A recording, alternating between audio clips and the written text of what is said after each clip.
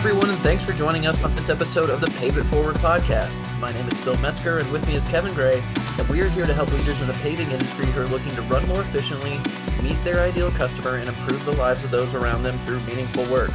Kevin, how are you today, man? I'm good, man. I'm doing great. Happy to be here. Excellent. Yeah, me too. Right. It's been a weekend for me. I'm ready to dive into some business, and it'll be a pretty interesting topic today. It's something that's kind of starting to creep into news a little bit. I think everyone's kind of felt what might happen if people's pockets get a little bit tighter. I'm sure it's every business owner's feel. What happens if the well starts running dry? What happens if the calls don't start to not come in as frequently, and you just Yeah. have to figure out, get back to basics a little bit. So it's nice to be here talking to you, and I think this is an important topic. No, I do too, man. And it's whatever business you're in, we all face it, whether we want to admit it or not. I mean, I've been through a couple recessions in business already, and it's especially when you're in the flow of things and things are going well and everything seems to be smooth and the phone's ringing and the contracts are coming.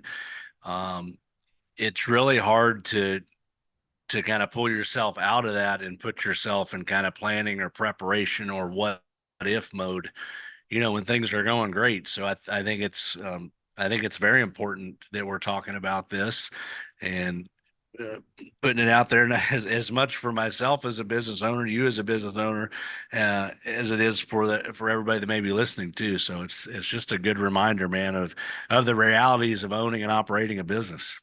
Sure. Yeah, of course, there's a bit of scratch your own itch in this episode as well, Yeah. because I mean, these are things we're obviously thinking about. We're providing a value, but it's also based on experience here. At least we hope it's a value.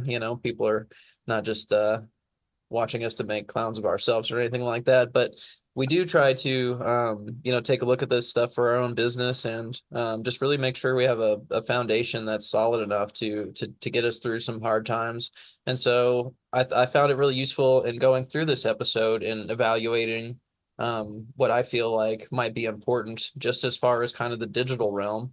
And then, with all your experience in the asphalt paving side of things, just knowing what it is that are kind of the perhaps even literal nuts and bolts of the business that need to keep functioning in order for you as a business owner to keep maintaining. So when you'd kind of seen the theme of this episode that I had proposed, what are some thoughts that went through your mind as far as maybe some checklist items that you want to have as a business owner kind of taken care of? Man, I'll tell you what, and this is this is a principle I learned early on as a business, and it took me a while to understand it, but it's probably the most important. I mean, probably the most important, and that is cash is king.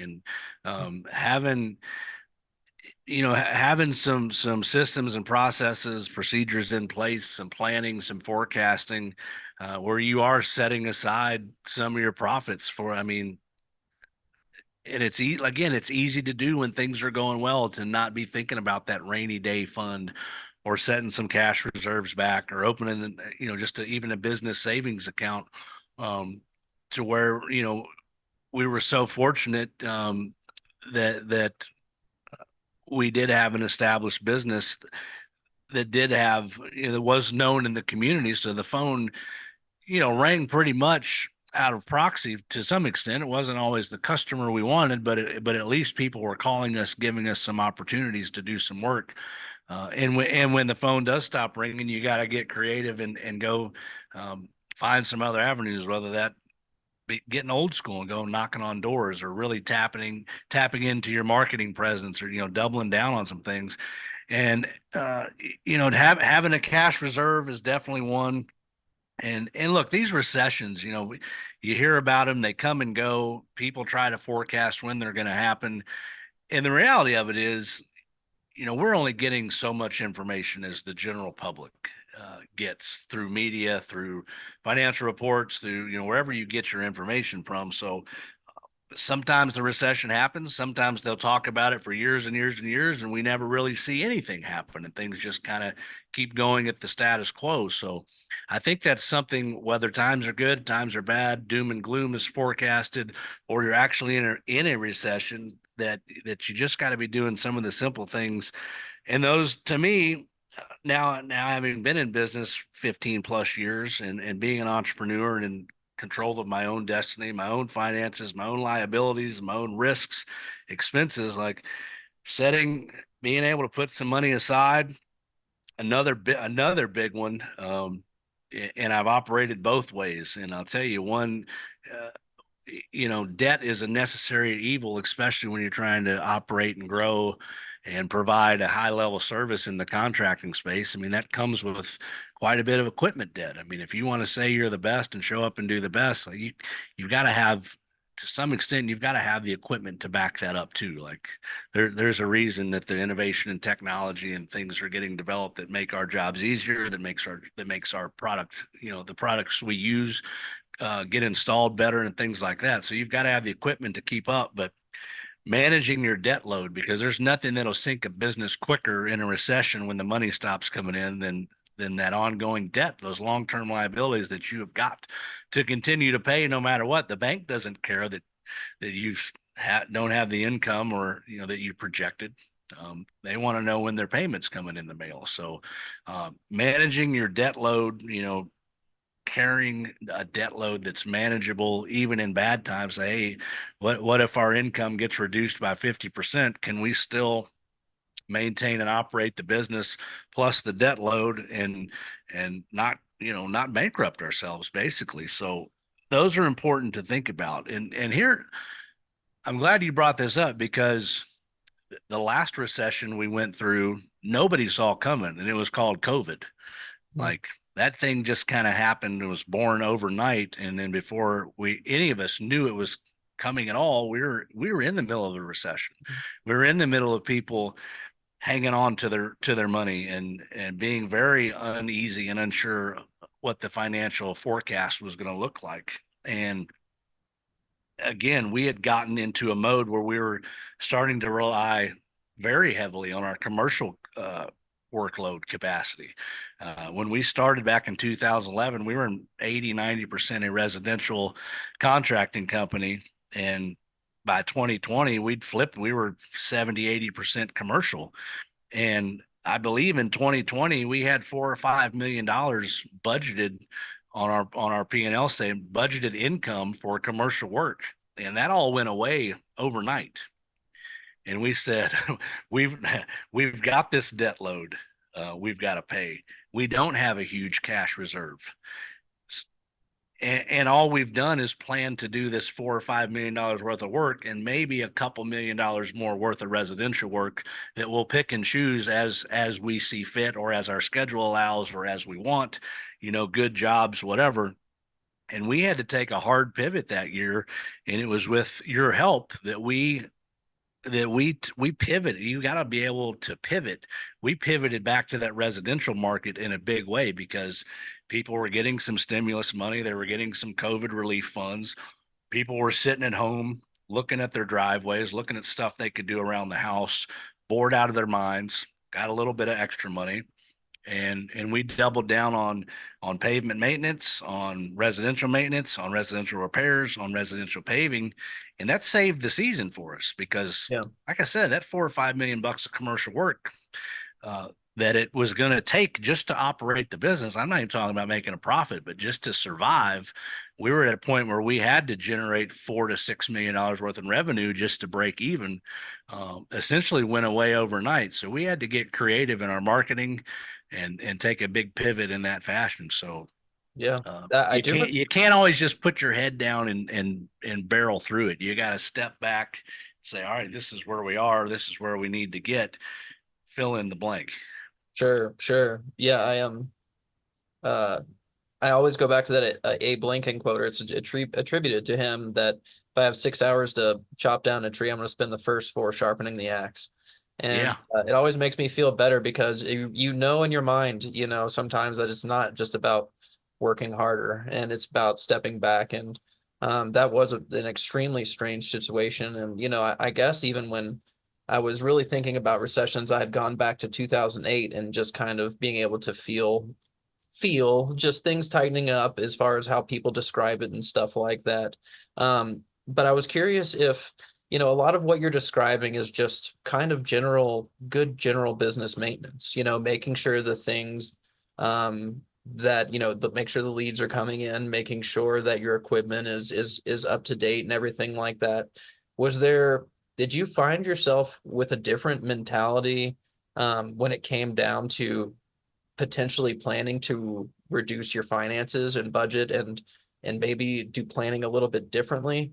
Because you'd mentioned like, forecasting for a big year, but you hadn't even really thought about what happened if that big year doesn't happen. So is it different than general business maintenance, or is it all kind of the same thing? Dude, I mean, I tell you what I've learned because I've grown and lost a business over the last 15 years. And when I walked out of the, was removed, whatever, however you want to call it, from the last one, things were going well, but like if it was at a point where the revenue was generating itself and it was running the machine just fine, but like if something bad were to happen, what's our reserve? What's our plan B? What's our backup plan?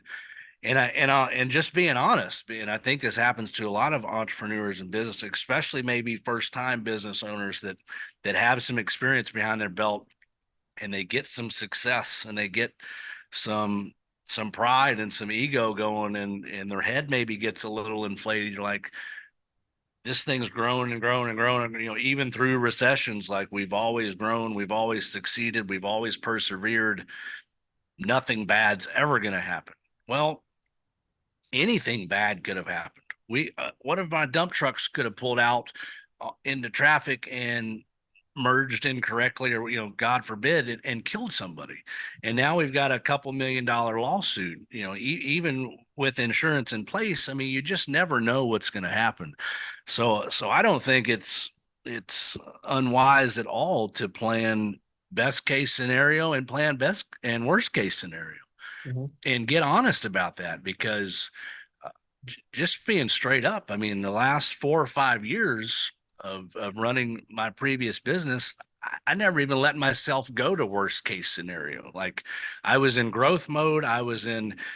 We've got the systems, processes, procedures in place. Things are getting comfortable. We're figuring this out. Sky's the limit. And look, I'm all for that. Like if you don't get out of bed with big goals and dreams and saying, we need to do 5 million, but damn it, we're going to do 8, because, kind of aim, set the bar a little lower than you want to be. And if you hit it, you're fine. And if you blow through it, you're great.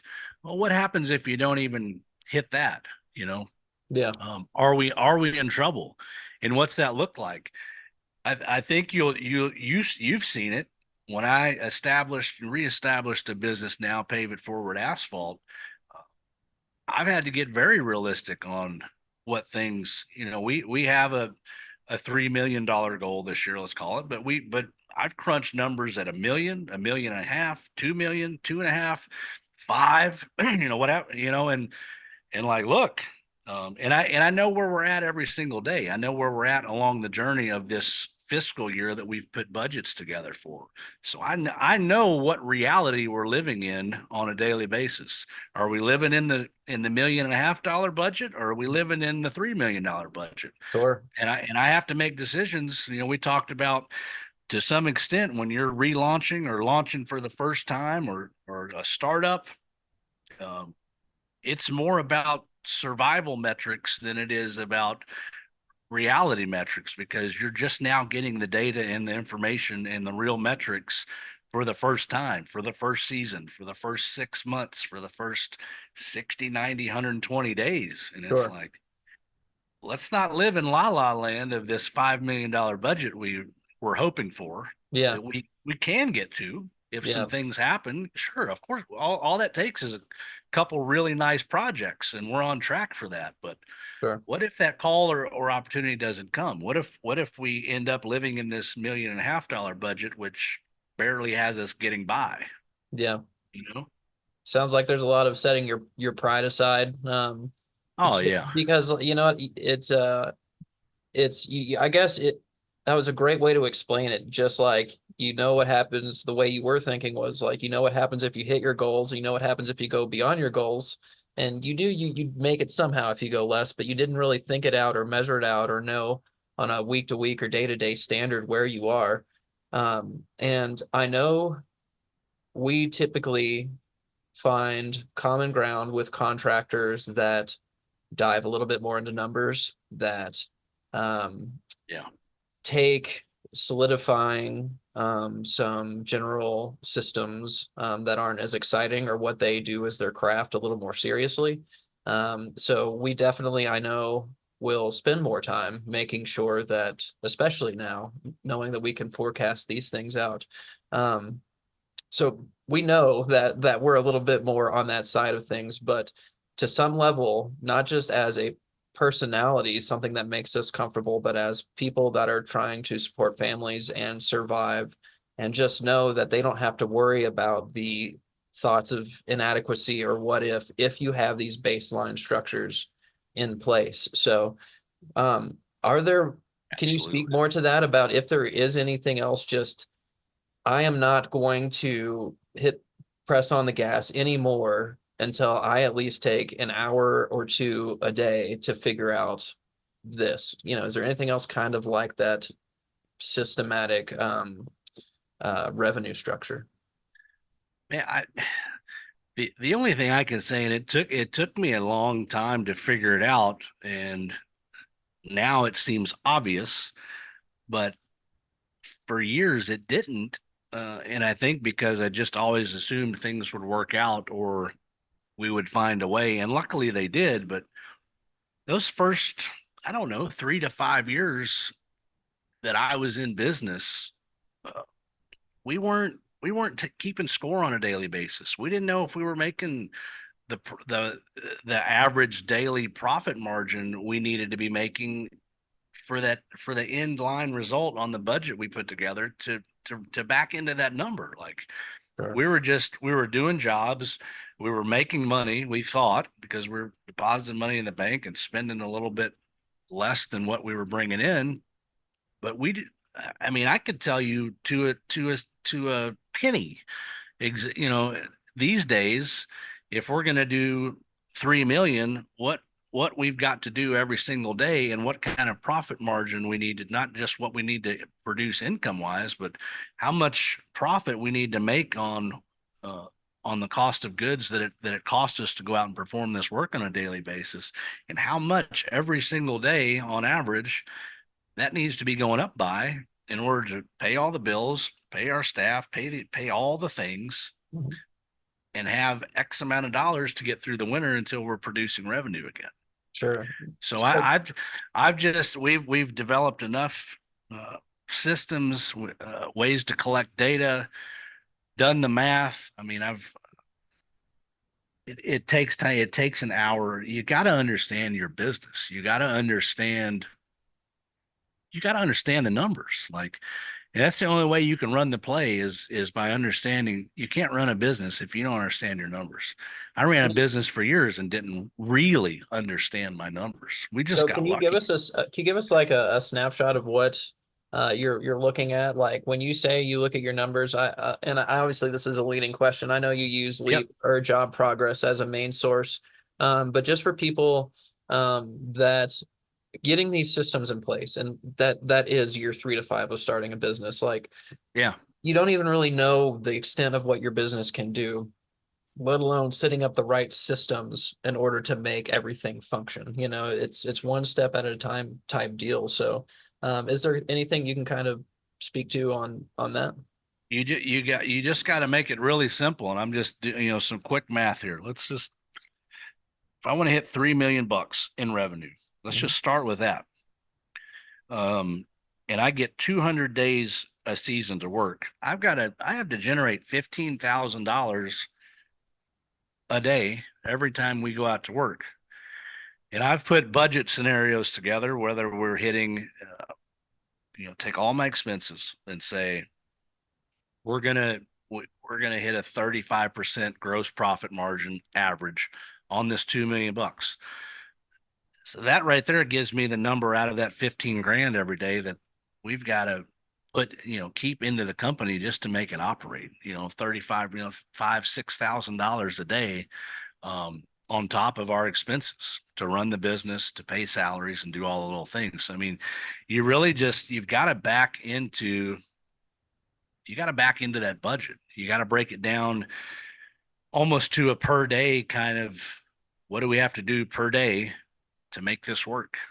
And that's got to be your gospel. You got to live and die by that.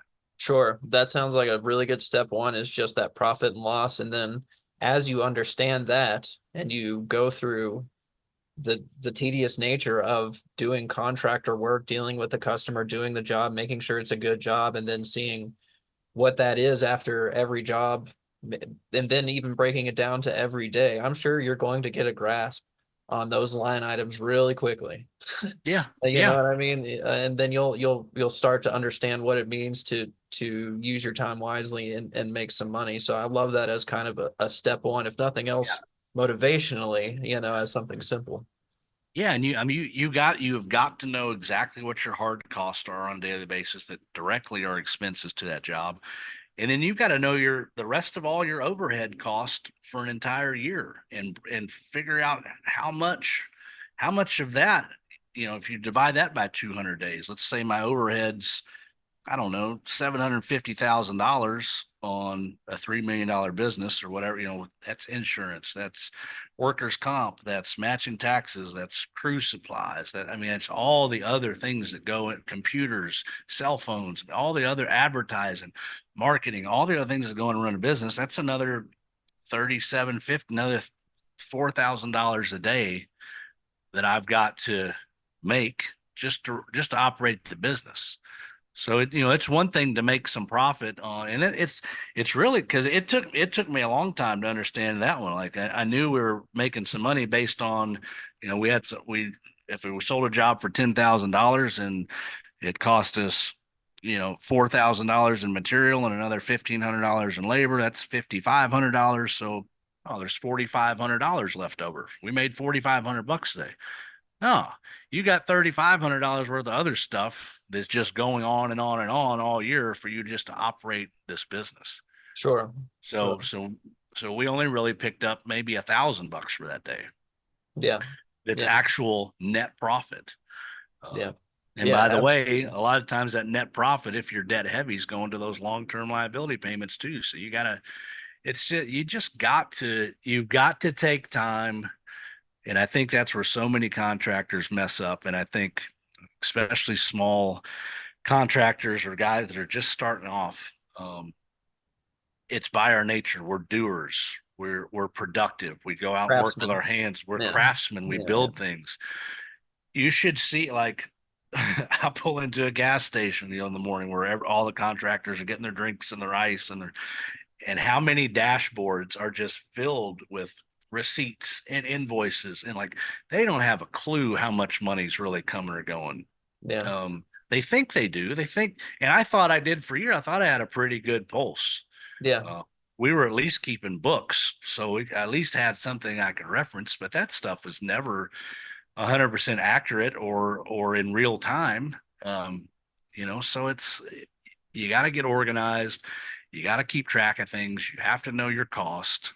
Uh, there were you got to know what jobs you're capable of really going and doing and making some money. Like early on, we were taking every single job we could get our hands on, and we were probably spending 50% of our time of the 2,000 man hours per guy I've got every single season. We probably spent half of those doing stuff we shouldn't even been entertaining, because at the end of that $1,500, $2,000 patch job we would go out and do and thought we were making $1,000 on. No, the other $1,000 you thought you made wasn't even enough to pay for the rest of the things you had to cover to run the business that day. Yeah. So like we were out there for practice, man. We were out there for a hobby. Um, 50% of the time and didn't even realize it for the longest time until I really started understanding the data, understanding the numbers, like really understanding what overhead costs look like. Where did you, so you had been in business quite a few years before you started to trend in that direction of really getting into those foundational aspects of the business. What was that journey like? Like, what were your first steps or your first inspirations? And then how did it It kind of was flourish from there? getting to winter and wondering where the money was at, man. Yeah. Like it was like, holy Didn't take shit, too many years after that we're to, not. I can't pay myself all winter now. This sucks. Um, and I'll tell you, I mean, it took some great. I was lucky to have some great mentors early on. And by the way, if you don't have a mentor or two or three, reach out and find one. Like you can find somebody even on social media these days. Like find somebody that's been doing it 10 or 15 years that looks like maybe you have the same kind of personality or style or core values or whatever, and just read. You'll find more people will be willing to help you than not. Um, for the a lot of it was attending NPE, National Pavement Expo, which basically doesn't exist anymore. It's transitioned to another show or two now. But just diving into those classes and courses and over and over and over again until it started sticking. It's kind of Mm, I'll just be transparent. I mean, I'm a year into my recovery journey now, and I've read the Bible which is I've read the big book, um, in sections of it multiple times, and it reads a lot different the 10th time I've read it than it did the first time I read it. So it's like just because you think you've read something and learned it and grasped it doesn't mean that you shouldn't continue. And it was just an evolution, man. It was like sure. trial and error, digging into the research, asking my mentors questions, going to these classes. Some of these classes I went to three, four, five. I was like, these are the only classes they offer. I guess I'll go to them again. But like I knew if I don't continue my education, like I'm gonna just get stuck. I'm not gonna get any better. So it's just Sure. taking a concerted effort to reinvest in myself, reinvest. We started taking our team with us. It's like, let's all learn as much as possible so we can figure this thing out, man. It Yeah. it's not just about going out there and being a craftsman and doing a good job and being able to pave a beautiful driveway or parking lot or seal coat something and make it look great and stripe it and say, man, that's one half of it. That might even just be a third of it. The other half or two thirds is understanding how to operate your business and manage your cash flow and analyze and manage your debt schedule, Mhm.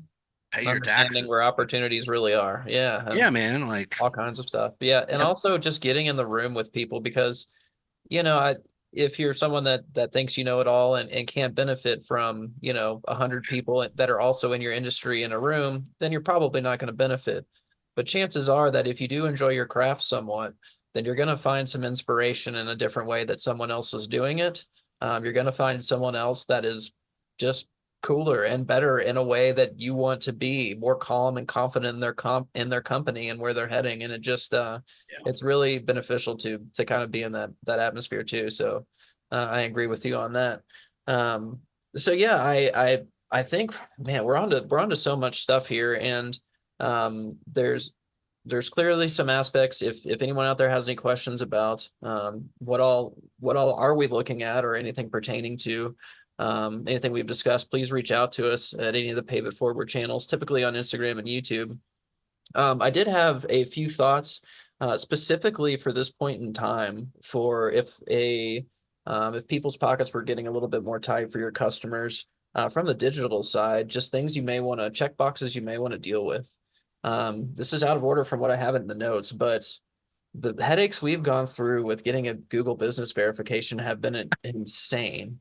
But when you talk about how important it is, as far as we've talked about it in a previous episode or two, just being out there digitally and being able to get those reviews and being trusted, I think that may be something you may want to put on your list as the headache to maybe start to pursue.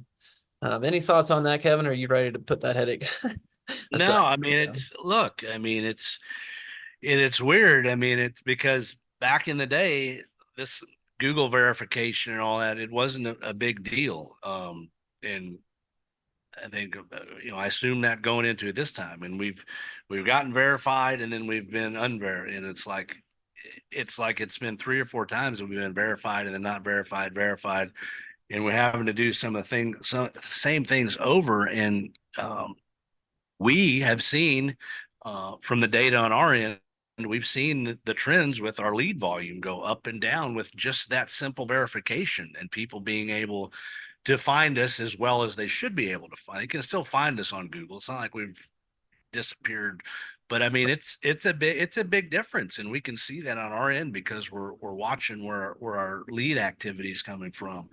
Um, Yeah, and I'll just kind of tack onto that because yeah, and just to explain kind of the technical side, like if you type in asphalt paving, in your area for Pave It Forward, um, if you type in Pave It Forward, your company will pop up, and when you're in your local area. But if you type in asphalt paving and you're not verified, you're not going to show up in that top 3 recommendation ad right. pack, and it's just not going to be great. So that's probably just a number one tip just for maintaining growing leads.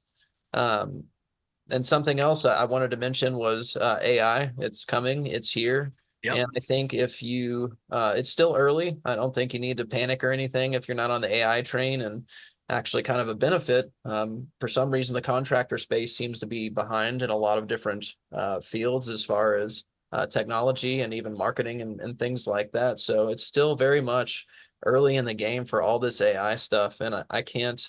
Um, can't suggest it enough for even 10 or 15 minutes a day getting on Chat GPT or Claude or something like that, whatever you have at your disposal, and messing around on there because there was a great quote that someone told my wife who is working at Colorado State that said AI is not going to be taking people's jobs, but the people who utilize AI will take the jobs of people who are not.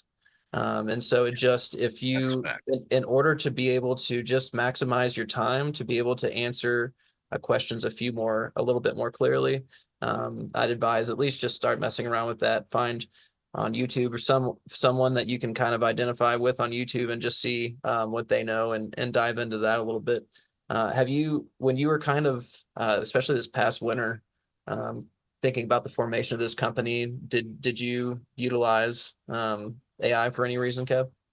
Yeah, absolutely. And you're absolutely right that the people that are using it are gonna, because what happens is that they become more productive. Like Yeah, just some of the menial tasks that if especially if you're small or starting out, I don't have an office staff currently at the moment. Like I am the office staff starting over here again. So like just certain things in establishing the business or establishing some um, documents or emails that that sometimes would have taken me 30 minutes to sit down and write out to a customer or to a prospective client or whatever. Like I can give the Cliff Notes version of exactly what I want to say, how I want to say it, what I would like AI to accomplish for me in a couple minutes, even just using my voice. Like you can just talk to the thing. You don't have to type. You can just you just take off, and then boom, you've got a document, or you've got whatever. So I mean, right. utilize that in any fashion that you can. If you're not, check it out, and don't be intimidated by it because most of it's pretty user friendly, honestly. Yeah, And it's a good resource. It's a great resource, especially when you're small and you're wearing a lot of hats within the business to just kind of help. It kind of allows you a part-time employee to some extent because you can delegate a lot of tasks that it can get together for you rather quickly. sure. Yeah, I would say if anybody's wanting a place to start, maybe a task list or processes that you don't want to, I don't know, maybe you're looking at hiring a new employee and you just want to need a checklist before an interview. You just type in like, what's a general 100%. checklist? It'll be great advice. It'll be a starting point for you to jump off from. And I think it's just something to start utilizing that can really save you some time. Yeah. Well, yeah. I mean, if you need an employee handbook, if you Yeah. need, I mean, Basic anything, terms and conditions, a general, like if you're write a not great at contract, writing, yeah, yeah, write my general contract. I comprehension. mean, Yeah, stuff that before AI would take hours upon hours to write a draft and then spell check it, grammar check it. I mean, it just mitigates so much of that sure, stuff. sure. Send it to a lawyer to see if it's even a good starting place, and then And by the way, like if you're, if you can't afford a marketing agency and you're doing some of your own social stuff, like you can take a picture and tell AI, I took a picture of this. I want to write me a social media caption. It'll do it and provide and say, hey, provide relevant hashtags. And you just copy and paste that damn thing and you've put up a post in 30 seconds instead of spending 15 minutes trying to figure out what you want to say about it. Like absolutely, I know that kind of absolutely. sounds like a shortcut but why not? Why not go work on your business instead of taking 15 minutes to write a social media post? I mean, Absolutely. Absolutely. And plus, if you can customize it to the way you want to sound it, you want it to sound and everything like that. yeah. But when it comes down to what we were saying earlier, people are going to use it. It doesn't care about your opinion. It's not going to slow down and it's not going to get worse. So it's kind of a choice, and that's why I think it's something that can be very important, especially now to get used to, or at least have as another tool in your tool belt, kind of moving forward. Um, Yeah. Smarter, not harder, man. That's the name of the game. That's Um, right. it, That's it right. really, and it's not all about speed all the time because you want to be very calculated in how fast you go, but man, just using it as a tool that can free up an hour or two of your time a day by having a tool like AI so that you can focus on things that are more, working on your budget or working on whatever, any other things within your business that actually take your human thought, your human emotions, your conscience, your beliefs, your passions that you can actually be working on and let your virtual assistant do the other things. Heck yeah. Yeah. And I can't wait to dive into some of that stuff. By the time this episode will have come out, I will have launched a resource called Contractors Digital Hub. And that's exactly what we kind of look to do, is just kind of keep all that information up to date. And I nerd out on this stuff, and it's founded in the fact that I'm so excited that it can help businesses, because Yeah. as a small business owner, stemming from just trying to be a creative individual and now finding that all this data and the 3 to 5 year tasks that we were talking about and growth and systems and all these things that matter, to have these new tools to be able for a small business owner to run more efficiently and meet their ideal customer and everything we talk about here, All part of it, man. it's really an interesting step. And even for something like asphalt paving, where 10 years ago, it didn't really matter if you were on Google and all these different things. I just think it's a whole new ball game, and it affords contractors and small business owners of all kinds the ability to have their own company and give people a life, a work opportunity, and all that other good stuff. So Yeah, anyway, it's a whole new ball game. And what's happened in the last 10 years, like people shop and verify vendors and spend their money uh, differently than they did.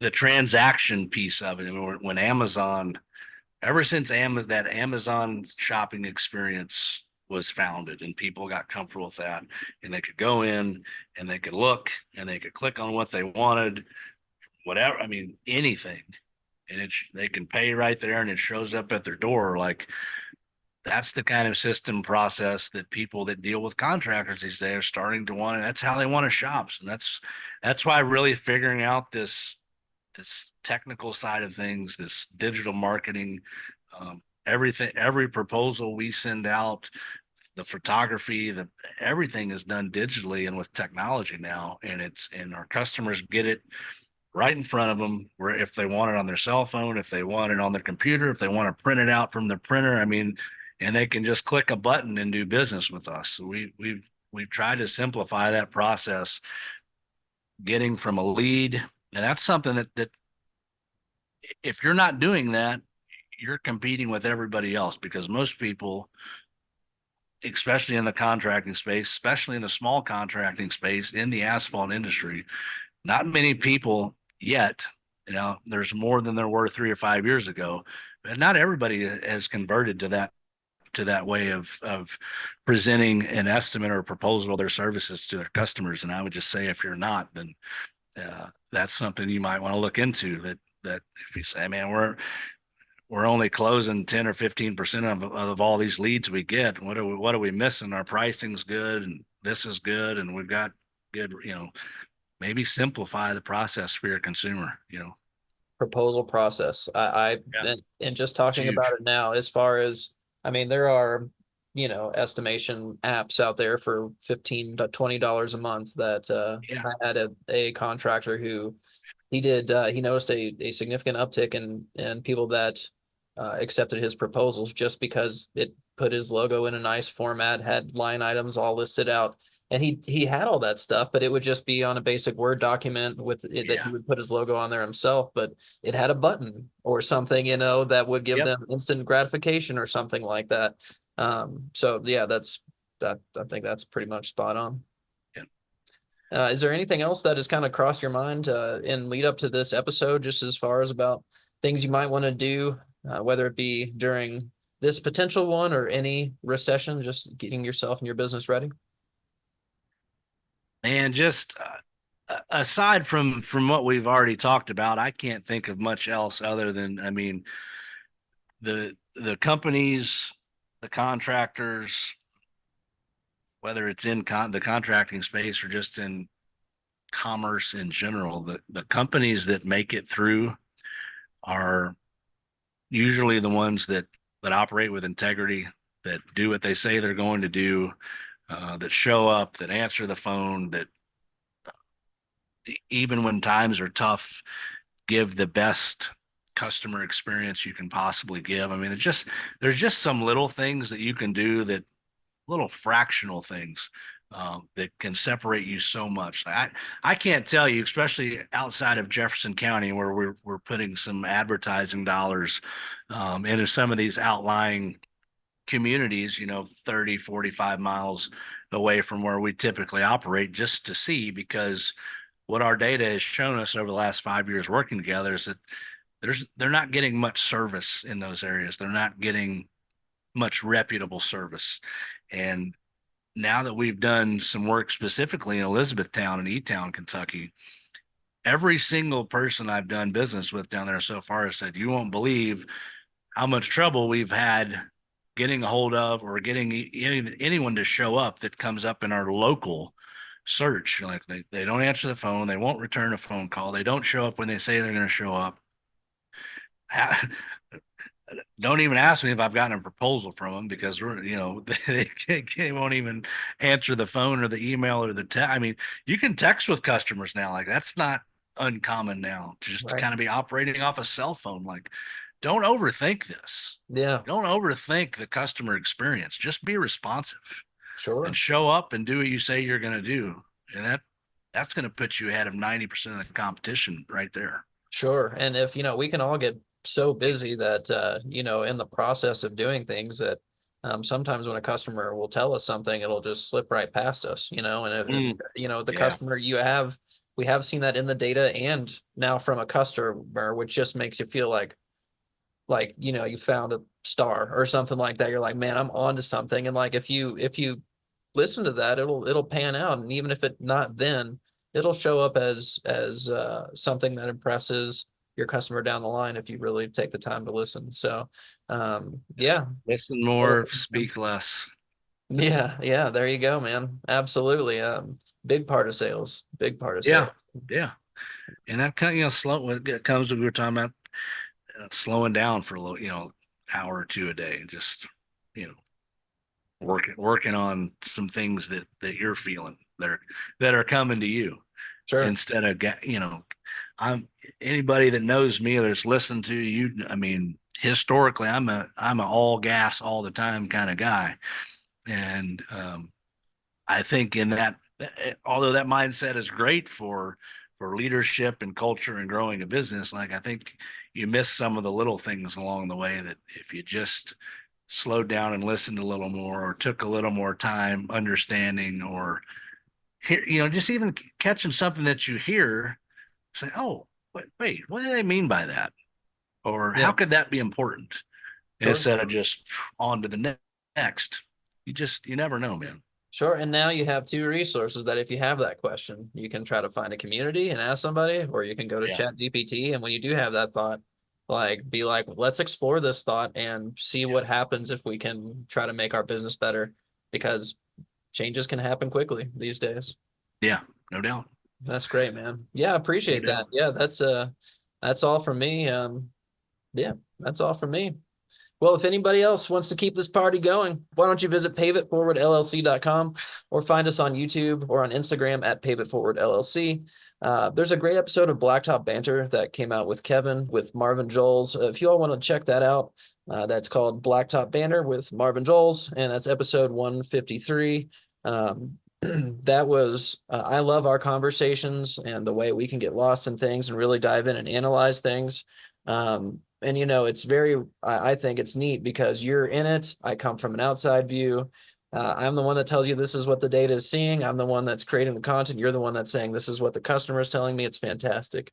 But in that conversation, you all get into it as a couple of paving business owners that have been in it and been through it together Yeah. for a long time. And it's Dude, a really enjoyable episode. yeah, and I just if I can just speak on that real quick, like Yeah, yeah. we recorded that months ago. Mhm.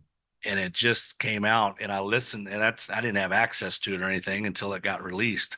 And I took an hour and a half and sat in a quiet spot and listened and watched that again. And it was like, my goodness, like, and I'm not trying to pump up the episode and talk about how great Marvin and I are by any means, but like Yeah, it was a really good conversation, take me out of it. It was a really good conversation, genuine conversation between two guys that kind of been through it. So if that sounds like something any of you would like to tap into, I mean, yeah. it was From good. day one of a company, from the in the asphalt industry, like Marvin gave Yeah, it a start, and honestly, if you've been keeping up with this and how Kevin bought into the company, he talks about that you talk about the contrast of starting a company as he did versus you kind of buying into the company and going through those journeys together. I mean, it was it was two really ambitious guys that wanted to make their companies work from two different points in the country, really coming together through the digital age and trying to figure this thing out. It was really I entertaining. mean, if you think about, I mean, Marvin just 6, 7, maybe 8 years ago, I mean, literally maybe had $10,000 worth of used equipment and an idea, and he was seal coating driveways. And like, if you're ever having doubt or insecurity or fear that, my God, I'm never going to make it. This is too hard. I want to give up. I mean, I know 8 years can seem like a long time, but in a blink of an eye, I mean, what that guy has created with just that started from just seal coating driveways, like it's amazing. Yeah, And it's amazing what humans can do when they just are persistent and they're diligent and they don't give up. yeah, It's yeah, awesome. absolutely. And you'll find that the path that he took is pretty similar to the one we talked about here earlier, as far as just doing it, getting into the community, getting involved and Just meeting doing it. people. So Yeah. um, yeah, please go listen to the episode, follow along to that. He's got plenty of great episodes and guests as well. So thank you, Marvin, for that. We'll also have more resources coming soon, including some announcements, some industry questionnaires, and deeper dives into topics like the stuff you heard today. I want to thank Integrity Tile here in Fort Collins for the hat. You know how to get to Nice. my heart. Um, Kevin, any last thoughts for the people today? Well, I'm thinking I probably need to send your ass a hat. Yeah, absolutely. You need to send me a hat. Absolutely. I hear that. Yeah, we We'll, got these in a couple weeks back. So yeah, yeah, I'm pretty jealous. I'm hopefully, pretty jealous. hopefully I'll be seeing you sooner rather than later. That's right. That's right. We're gonna keep this machine going so we can get these trips scheduled and the growth happening. Yeah, man. All right. That's it. Well, thank you, everybody. This has been the Pave It Forward Podcast. Stick around for another episode that you might have missed, or catch up on our socials at Pave It Forward LLC. Thanks a lot.